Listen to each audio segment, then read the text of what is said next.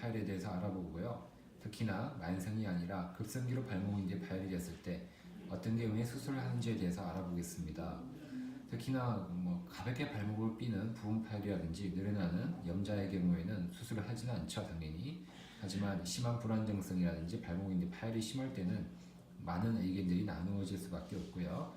그럴 때 수술이냐 비수술이냐라는 이야기를 많이 할 수밖에 없습니다. 클라크라는 분은 수술해야 될 경우를 거골 경사가 15도 이상의 젊은 운동선수에서 해야 된다라고 이야기했고요. 리치나 분은 약간 의견이 다른데요. 거골 경사 10도 이상일 때 해줘야 된다. 그리고 전방전이 양성이고요. 그리고 발목인대 완전 파열, 거골까지 탈구가 됐을 때는 반드시 해주라. 그리고 정거비인대 파열만 아니라 종비인대까지 같이 파열됐을 때도 수술해줘라. 그리고 동시에 연골 손상이 같이 있거나 골절이 있을 때는 수술해줘라라고 이야기를 했습니다. 대체적으로요, 외측인대 단독 봉합은 잘 하지를 않습니다. 급성기에는. 왜냐하면 급성기 손상만 있고 골절이 없고 연골 손상이 없을 때는 깁스하고 보조기 하면서 좋아지는 경우가 많거든요. 하지만 수술을 하는 경우가 있어요. 급성기 봉합 수술을 하는 경우는 이런 경우죠. 심한 불안정성, 거골 경사, 전방전이가 심하고 젊은 운동선수고요. MRI상 파열의 형태가 안 좋을 때입니다. 파열 형태가 안 좋을 때 미리 예측을 할 수가 있어요. 3개월이 지나도 좋지 않겠다라고 파악이 되면 급성기 운동선수는 수술을 하기도 합니다. 파열의 형태인데요. 보통은 정거비인대는 중간 파열이 많습니다. 종비인대는요. 보통은 그냥 파열되면 얌전히 있지만 가끔씩은 비골근 위로 튀어나오는 경우가 있죠. 이럴 때는 수술을 해주는 게 좋습니다. 이럴 때는 미리 수술 전에 MRI를 잘 보고 이런 경우는 종비인대까지 수술을 같이 해줘야 되겠죠. 수술할 때는 신경 손상이 많이 생기는데요. 특히나 신경 손상 중에서 비골신경 외분지, 비복신경을 조심해야 되겠습니다.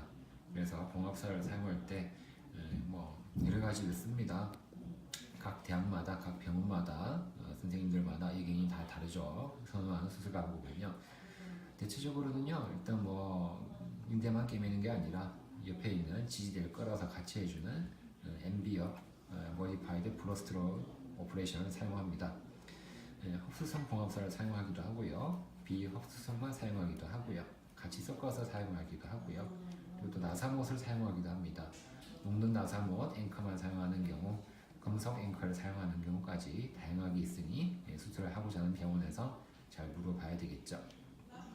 수술 후 관리는 어떻게 하느냐? 대부분은 그냥 중립 위치입니다. 90도죠. 중립 위치를 하지만 약간 위로 올리는 족배 구르고 약간 밖으로 빼주는 외분까지 같이 해주게 됩니다. 통깁스를 해주고 부츠를 해주는 건데 총 4주에서 6주까지 해주고 통깁스 한 상태에서는 체중 부하를 시켜주는 게 좋습니다. 그리고 그 이후에는 4에서 6주가 끝나고 나면 이제 에어캐스트죠. 저번 시간에 계속 나왔던 내용이 이제 에어캐스트 이걸 하게 되는데요. 이때 같이 운동을 잘 해줍니다. 능동적으로 4번을 해주고요. 아킬레스건 신장 운동, 위치 감각 훈련, 세라밴드 저항 운동 등을 해주게 됩니다. 그 이후에는 본격적인 제어를 하게 되죠. 에어캐스트를 떼고 난 다음에는 먼저 걷기부터 시작합니다. 걷고 그 다음에는 걷기가 잘 되면 안 아프면 직선 달리기를 하고요. 그 다음에 달리기가 잘 되면 이제 팔자형으로 뱅뱅 꼬면서 달리기를 하는 거죠. 갑자기 급정지를 해봅니다. 여기까지가 되면은 이제 발목은 이제 잡힌 거죠. 그때 이후로는 이제 우리가 정상적인 운동 복귀가 가능하다라고 하고요. 대체적으로 6개월 때까지는 보조기나 테이핑 보호를 해주는 것이 안전하고 좋다고 이야기합니다. 자, 오늘은 이렇게 발목인대 급성기 파열에 대해서 어떤 경우에 수술을 해야 되고 어떤 경우에 수술을 안 하고 그리고 수술 후 재활은 어떤 경우까지 있는지에 대해서 알아봤습니다.